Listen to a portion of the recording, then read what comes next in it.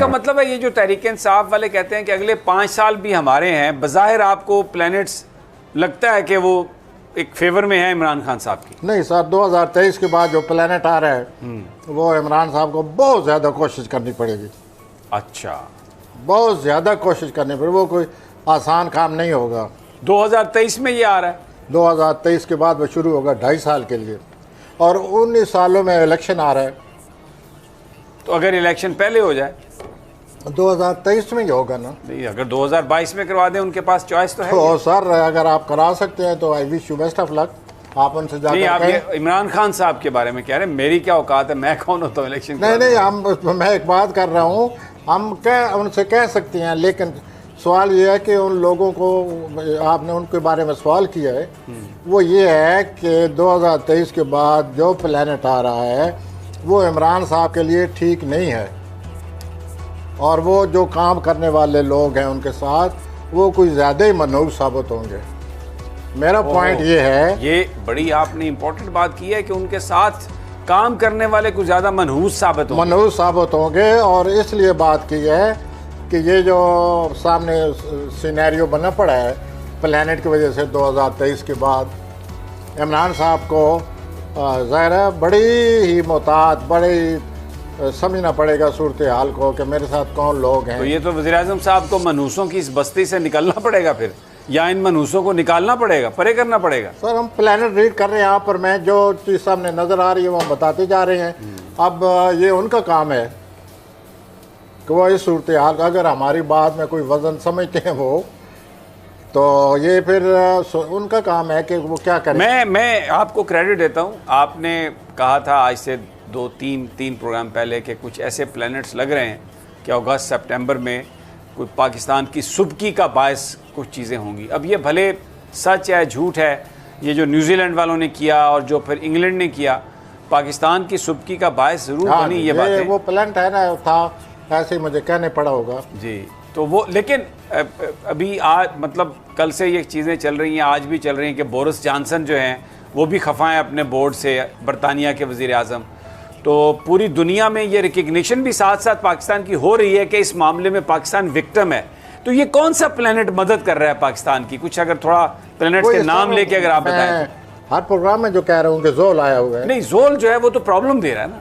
नहीं सर, जोल की वजह से ये सारी बातें हो रही हैं ना। तो हमें सपोर्ट कौन सा प्लेनेट कर रहा है पाकिस्तान? तो वो प्लेनेट जो है उसके साथ अभी एक अच्छा प्लेनेट आया हुआ है उसके साथ चल रहा है, जोल के साथ 28 दिसंबर तक। अच्छा। उसकी वजह से जो पाकिस्तान के साथ जो कुछ हो रहा है उसको कुछ तदारक भी साथ निकल आएगा, तदारक भी सामने आ जाएगा, कोई इलाज सामने आ जाएगा, कोई ऐसा रद्द-ए-अमल सामने आएगा जिससे हमारी हम सूरत को संभाल सकेंगे और अपने आप को जस्टिफाई कर सकेंगे। तो वो प्लानट साथ लगा हुआ है, लेकिन समीर साहब अगले साल वो प्लानट नहीं लगा हुआ। अगले साल 22 में? हाँ, वो सिर्फ बुरा प्लानट रह जाएगा, जिसे वो बुरा प्लानट नहीं कहना चाहिए, मैं उसे कहूँगा जोल रह जाएगा, जो कभी जोल करता है। कि चैलेंजेस होंगे उसमें, क्राइसिस भी होंगे, वो जो अगले चीजें अप्स एंड साल डाउन होंगी, वो बड़े चैलेंजेस होंगे। अच्छा, दुनिया के हालात कैसे चल रहे हैं? China, America? हाँ, वो सारे सर अमेरिका के अगले साल हालात मजीद खराब हो जाएंगे। कोरोना तो भाईजान 2000 डेथ्स अमेरिका में डेली, रशिया में बहुत बढ़ गया है। ये पूरी दुनिया में हम तो अल्हम्दुलिल्लाह कंटेन करते हुए नजर आ रहे हैं, लेकिन दुनिया में तो ये बहुत बढ़ता जा रहा है प्रोफेसर। तो ये अगले साल अमेरिका की और कोई सुबकी होने वाली है। इस साल तो हो चुकी है अफगानिस्तान के हवाले से। अपना आज से कई साल पहले 2 लड़ाई इराक के हवाले से समझें, और एक और सबसे पहले अमेरिका को बड़ी सुबकी हो चुकी है कई मामलात में, अब फिर हो गई है। तो ये प्लानट जो है, ये जो जोल जो है अमेरिका के नामे खाने में है, तो नामे खाने में जब जोल जाता है तो दूसरे मुल्कों की तरफ से ख़राबी आती है, दूसरे मुल्कों की तरफ से नुकसान होता है, दूसरे मुल्कों की तरफ से बदनामी या रसवाई का सबब बनती है। तो ये अमेरिका को तो नामे खाने में इस वक्त आया हुआ है। और चाइना के बारे में क्या? ये जहाँ तक चाइना के तलेगा उनके हक में जा रहा है फिलहाल।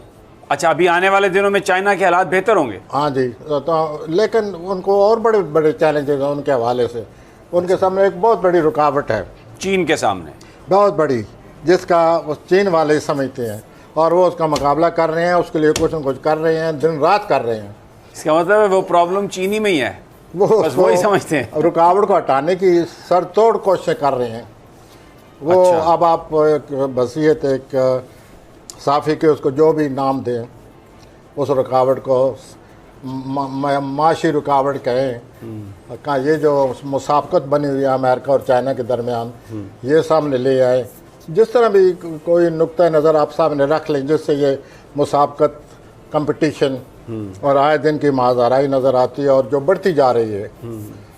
तो ये मैं फिर एक दफ़ा कहूँगा, अगर हमें प्रॉफिट ऑफ डूम कहा जाए तो वो ये है कि ये मसला ख़राब है। ये बात जो है आगे चलकर बिगड़ती नज़र आती है, जिसमें पाकिस्तान इंडिया इन्वॉल्व होंगे या जंग की शक्ल बनेगी।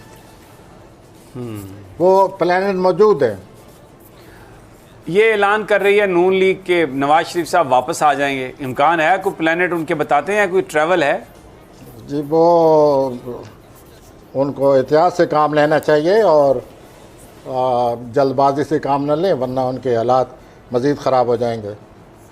मज़ीद ख़राब हो जाएंगे। ठीक है जी प्रोफेसर साहब, आपने कितनी कोशिश की है। जी जी, he fought against all the challenges. मैं ये कहूँगा कि फिर भी उस वक्त भी एक चैलेंज आ रहा है। हालांकि वो हुक्मरान होंगे, वज़ीर आज़म होंगे, इंतखाब के लिए सारी बात सामने आएगी, लेकिन उनको बहुत ज़्यादा मुकाबला करना पड़ेगा और चैलेंजेस बहुत सख्त होंगे।